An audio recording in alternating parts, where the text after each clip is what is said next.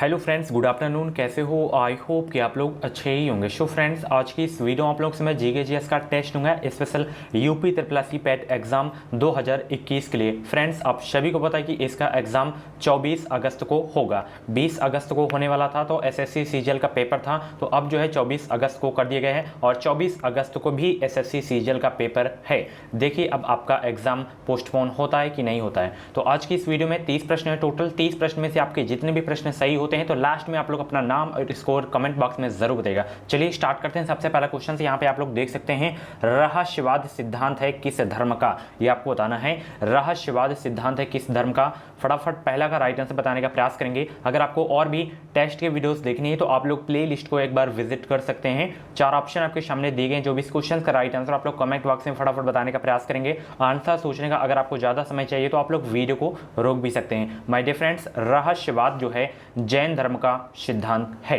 ठीक है, ऑप्शन इसका सी करेक्ट होगा इस क्वेश्चन का राइट आंसर। ध्यान रखिएगा, रहस्यवाद सिद्धांत जो है जैन धर्म का है। ठीक है, चलिए अगला प्रश्न आप देख सकते हैं, मौर्य काल का मानक सिक्का था। मौर्य काल का जो है मानक सिक्का कौन सा था, ये आपको बताना है। दूसरा का राइट आंसर बताने का प्रयास करेंगे। मौर्य काल का मानक सिक्का था, तो मौर्य काल का मानक सिक्का था पढ़। क्या था? पढ़। ऑप्शन इसका डी करेक्ट होगा इस क्वेश्चन का राइट आंसर। एग्जाम में कभी कभी पूछ लिया जाता है कि मौर्य वंश का संस्थापक कौन था, तो चंद्रगुप्त मौर्य। ठीक है, चलिए अगला प्रश्न, चित्तौड़ दुर्ग में विजय स्तंभ को किसने बनवाया था? 3 का राइट आंसर बताने का प्रयास करेंगे। चित्तौड़ दुर्ग में विजय स्तंभ को किसने बनवाया था?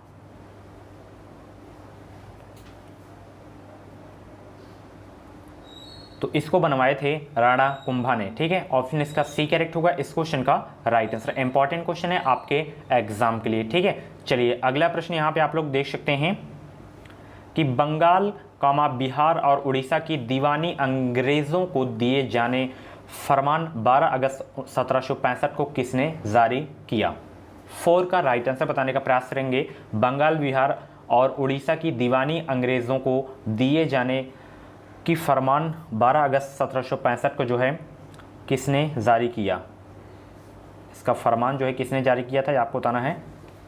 तो इसका जो फरमान जारी किए थे शाह आलम द्वितीय ने जो है जारी किए थे। ऑप्शन इसका ए करेक्ट होगा इस क्वेश्चन का राइट आंसर। अगला प्रश्न आपकी स्क्रीन पे है कि विशाख दत्त के मुद्रा राक्षस में वर्णित नाम चंद्रश्री के रूप में किस राजा की पहचान की गई है? विशाख दत्त के मुद्रा राक्षस में वर्णित नाम चंद्रश्री के रूप में किस राजा की पहचान की गई है? तो इसमें देखिए चंद्रगुप्त राजा की जो है पहचान की गई है। ऑप्शन इसका बी करेक्ट होगा इस क्वेश्चन का राइट आंसर। अगला प्रश्न जो कि बहुत इंपॉर्टेंट क्वेश्चन है कि काकोरी ट्रेन डकैती 1925 में किसके द्वारा आयोजित की गई थी? काकोरी ट्रेन डकैती 1925 में किसके द्वारा जो है आयोजित की गई थी? 6 का राइट आंसर बताने का प्रयास करेंगे। तो ये जो है हिंदुस्तान रिपब्लिकन एसोसिएशन के द्वारा जो है आयोजित की गई थी। ऑप्शन इसका डी करेक्ट होगा इस क्वेश्चन का राइट आंसर। अगला प्रश्न आप लोग यहाँ पे देख सकते हैं कि लंदन में द्वितीय गोलमेज सम्मेलन के आयोजन का केंद्र क्या था? लंदन में द्वितीय गोलमेज सम्मेलन के आयोजन का केंद्र था, तो वो था सेंट जेम्स पैलेस में। ठीक है, ऑप्शन इसका डी करेक्ट होगा इस क्वेश्चन का राइट आंसर। अगला प्रश्न आप लोग यहाँ पे देख सकते हैं कि निम्नलिखित में से किसने 1920 ईस्वी के नागपुर के भारतीय राष्ट्रीय कांग्रेस के अधिवेशन में असहयोग आंदोलन के प्रस्ताव को प्रस्तावित किया था? किसने किया था प्रस्ताव को प्रस्तावित, ये आपको बताना है। 8वां का राइट आंसर बताने का प्रयास करेंगे सभी लोग। तो वो किए थे CR दास ने। ठीक है, ऑप्शन इसका ए करेक्ट होगा इस क्वेश्चन का राइट आंसर। अगला प्रश्न जो कि बहुत इंपॉर्टेंट क्वेश्चन है कि दिल्ली सल्तनत का वह प्रथम सुल्तान कौन था जिसने स्थायी सेना रखी? सभी लोग जवाब देने का प्रयास करेंगे। दिल्ली सल्तनत का वह प्रथम सुल्तान कौन था जिसने स्थायी सेना रखी? तो वह प्रथम सुल्तान है अलाउद्दीन खिलजी, जिसने जो है स्थायी सेना रखी थी। ऑप्शन इसका सी करेक्ट होगा इस क्वेश्चन का राइट आंसर। अगला प्रश्न यहाँ पे देख सकते हैं, इंडिपेंडेंस नामक समाचार पत्र का प्रकाशन प्रारंभ किया था किसने? तो इस समाचार पत्र का प्रकाशन प्रारंभ किए थे पंडित मोतीलाल नेहरू। ऑप्शन इसका बी करेक्ट होगा इस क्वेश्चन का राइट आंसर। अगला प्रश्न, निम्नलिखित में से किसको भारत का पारिस्थितिक तप्त स्थल कहा जाता है? 11 का राइट आंसर बताने का प्रयास करेंगे। निम्नलिखित में से किसको भारत का पारिस्थितिक तप्त स्थल कहा जाता है? तो पश्चिमी घाट को कहा जाता है। ठीक है, ऑप्शन इसका ए करेक्ट होगा, इस क्वेश्चन का राइट आंसर है। अगला प्रश्न यहाँ पे आप लोग देख सकते हैं, क्वेश्चन ये है 1 डिग्री देशांतर की सर्वाधिक दूरी कहां पर होगी? 1 डिग्री देशांतर की सर्वाधिक दूरी कहां पर होगी? तो ये होगी विषुवत रेखा पर। ठीक है, ऑप्शन इसका सी करेक्ट होगा, इस क्वेश्चन का राइट आंसर। अगला प्रश्न, दून घाटी किन हिमालय श्रेणियों के बीच बसी है? सभी लोग जवाब देने का प्रयास करेंगे।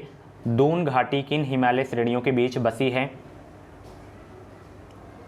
तो ये जो है लघु और शिवलिक हिमालय के बीच जो है बसी है दून घाटी। ऑप्शन इसका ए करेक्ट होगा, इस क्वेश्चन का राइट आंसर। अगला प्रश्न आप लोग यहाँ पर देख सकते हैं, निम्नलिखित में से कौन सा कथन सही है? कौन सा कथन चारों में से सही है आपको बताना है। 14 का जवाब देने का प्रयास करेंगे।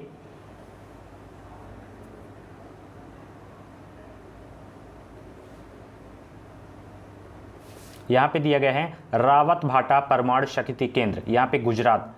देखिए गुजरात राज्य में नहीं है, ये जो है राजस्थान राज्य में है। ठीक है, उसके बाद नरौरा परमाणु शक्ति केंद्र, यहाँ पे कर्नाटक दिया गया है, तो ये कर्नाटक में नहीं है, तो ये है उत्तर प्रदेश में। ठीक है, उसके बाद है काकरापारा परमाणु शक्ति केंद्र, तो ये जो है गुजरात में है, जो कि यहाँ पे राजस्थान दिया गया है। तो इसमें देखिए कोई भी कथन सही नहीं है, तो ऑप्शन इसका डी वाला बिल्कुल करेक्ट हो जाएगा। ठीक है, चलिए अगला प्रश्न यहाँ पे देख सकते हैं आप लोग, इसमें सम्मिलित करना है आपको। नेशनल हाईवे के नाम दिए गए हैं और कौन कौन से जुड़ने वाले नगर हैं हाईवे से आपको बताना है। 15 के जवाब देने का प्रयास करेंगे।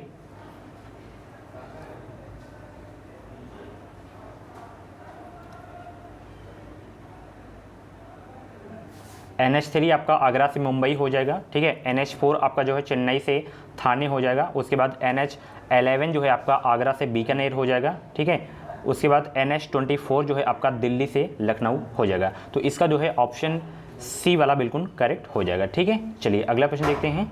अगला प्रश्न ये है, संघी बजट में प्राथमिक घाटा शब्द का क्या अर्थ है, ये आपको बताना है।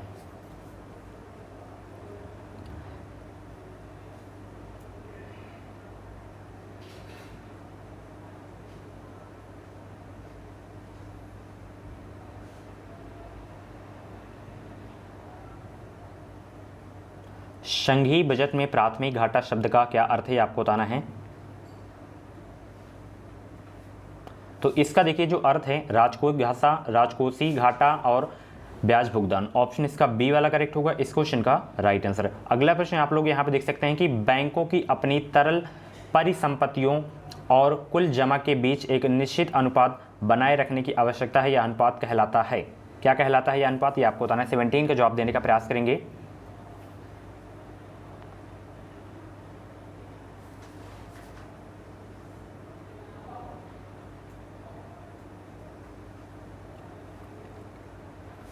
तो यह अनुपात कहलाता है संविधिक तरल निधि अनुपात। ठीक है, ऑप्शन इसका बी करेक्ट होगा, इस क्वेश्चन का राइट आंसर। अगला प्रश्न आप लोग यहाँ पे देख सकते हैं कि निम्नलिखित में से कौन भारत के सभी एटीएम को जोड़ता है।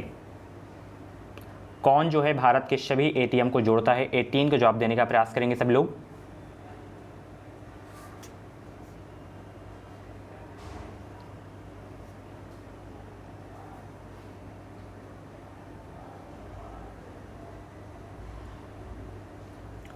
तो भारतीय राष्ट्रीय भुगतान निगम जो है NPCI यानी कि सभी भारत के एटीएमों को जोड़ता है। ऑप्शन इसका सी करेक्ट होगा, इस क्वेश्चन का राइट आंसर। अगला प्रश्न, भारत में राष्ट्रीय और प्रति व्यक्ति आय पर रिपोर्ट देने के लिए निम्नलिखित में से कौन जिम्मेदार है। 19 का जवाब देंगे। भारत में राष्ट्रीय और प्रति व्यक्ति आय पर रिपोर्ट देने के लिए निम्नलिखित में से कौन जिम्मेदार है।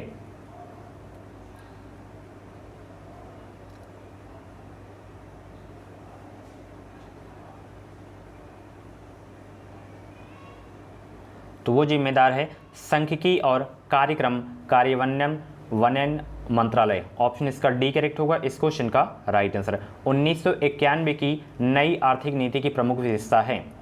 20 के जवाब देंगे। 1991 की नई आर्थिक नीति की प्रमुख विशेषता क्या है। उदारीकरण भी हो जाएगा, अधिक बाजार अभिमुखीकरण भी हो जाएगा, निजी क्षेत्र का विस्तार, यानी कि ये तीनों हो जाएंगे। ठीक है, उपयुक्त सभी, ऑप्शन इसका डी वाला करेक्ट होगा इस क्वेश्चन का राइट आंसर। कैबिनेट का तात्पर्य क्या है आपको बताना है। कैबिनेट का तात्पर्य बताइए, 21 का जवाब देने का प्रयास करेंगे। कैबिनेट का तात्पर्य है, तो कैबिनेट का जो तात्पर्य है वो है कैबिनेट स्तर के मंत्री। ठीक है, यही जो है कैबिनेट का तात्पर्य है, ऑप्शन इसका बी करेक्ट होगा इस क्वेश्चन का राइट आंसर। अगला प्रश्न आप लोग यहाँ पे देख सकते हैं कि भारतीय संविधान का सबसे बड़ा एकांकी स्रोत कौन सा है। भारतीय संविधान का सबसे बड़ा एकांकी स्रोत कौन सा है, 22 का जवाब देने का प्रयास करेंगे। तो भारतीय संविधान का सबसे बड़ा एकांकी स्रोत है गवर्नमेंट ऑफ इंडिया एक्ट 1935। ठीक है, ऑप्शन इसका डी करेक्ट होगा इस क्वेश्चन का राइट आंसर। अगला प्रश्न आपकी स्क्रीन पे है कि संविधान के किस अनुच्छेद में संहिताबद्ध है कि मंत्रिपरिषद लोकसभा के प्रति सामूहिक रूप से उत्तरदायी होगी। किस अनुच्छेद में है, 23 का जवाब देने का प्रयास करेंगे।